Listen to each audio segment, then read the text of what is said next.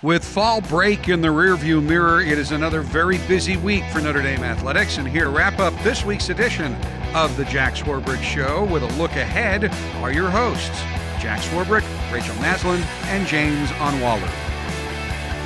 Before we came on the air, James, there was some discussion about you and a banana. So I think you got to update us here on what's going on. Yeah. It's a team activity, is that please right? elaborate. Halloween weekend. And We're all naturally you dressing up. choose banana. Well, there's a list of options. I know all the O-linemen are doing pro wrestlers. There was a list of superheroes and food. So instead of Batman, you chose banana? I've been Batman before. Of course I don't want to do Batman again. I've pretty much been through all the superheroes, so I might as well try something new.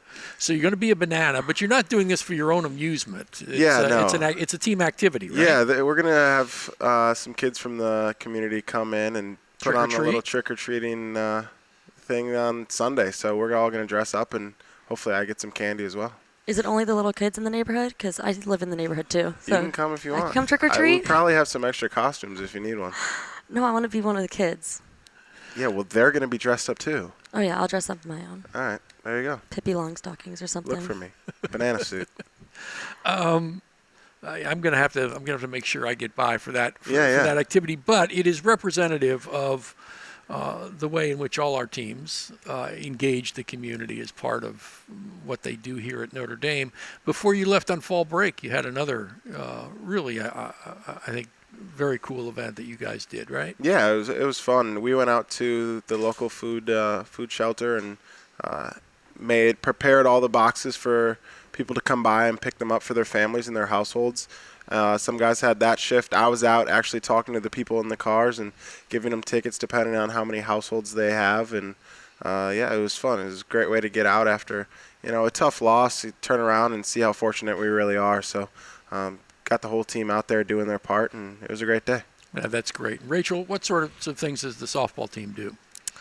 Our team has actually won the Community Service Award, I think, 4 years standing. Whoa. So we have a huge initiative with community service. So we do a lot of stuff with hospitals, a lot of cancer benefits. We put on Strikeout Cancer in the spring because our coach's daughter actually kicked cancer's butt a couple years ago. So we have a huge benefit, and we have a trivia night, and I think last year we raised near $50,000. And so we do that, and then around Christmas time, I think all the teams adopt families and kids, and we get to go Christmas shopping for them. So that's personally my favorite. Oh, Yeah, we do that too. That's one of my favorites. We all get a kid ourselves, and we get to go to the store and literally go wild. Yeah, you have a card, and sometimes you try to push the limits a little bit, and they give let it slide. But I mean, they can't say no to kids. No, yeah, it's awesome because you see these kids in the community that come out, and the first thing they want to do is get something for their little brother and their mom and their dad, and then they have maybe $5 left, and you want to just, be like, what are you going to get for yourself, But so it's fun. We actually get their wish list too, which is really fun. Yeah. It's one of my favorites. Yeah, no, I love the way you all of our athletes here engage like that, and thanks to you guys for doing that. I know it makes a huge impression on the community, but it also helps build team. Those activities, as you say, James, put things in perspective. Absolutely, it's fun. It does. Our coach always says too, after like a bad loss, she's like, it's not as bad as it feels right now. Like there's so many bigger things and more important things, and so that's really awesome that you guys got to do that after last weekend too. Yeah. Well, if it's Halloween, the calendar must be turning. We're going to gain an hour of sleep. That'll be one I good forgot thing. about Love that. that. Well, we'll pick up the hour of sleep, but it also means winter sports are about to begin for us. And we had Matt and Brianna on last week, and basketball is about to get going. Volleyball continues to be on its extraordinary run, 9-1 in the ACC, 18-4. Friday they play Miami. I wonder if the teams are traveling here together. And then Sunday against number 10 Florida State. I know they're battling a pretty major injury right now, but I'm so impressed with what that team's done. Can't wait to see them continue to progress and grow.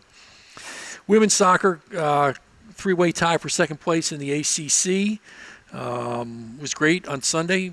Fox Sports Midwest picked up their game against Wake Forest. So I was sitting in my house, and instead of watching the NFL, I watched our women play soccer and beat Wake Forest on a goal right at the end. An exciting match.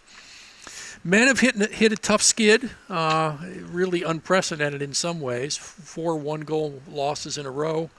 But if there's one program I have confidence here in getting it wrapped up and fixed, it's that one. So I think they'll do well. And finally, swimming gotten itself in a really remarkable place with the women ranked 10th in the country and the men 12th. Again, Coach Litzinger making an enormous stride with that program. Thanks to both of you for joining me, for coming back from fall break. Good to be back. Happy to be back. And we look forward to a successful weekend, James. Yeah. Everybody, thanks for being with us, and go Irish. Go Irish.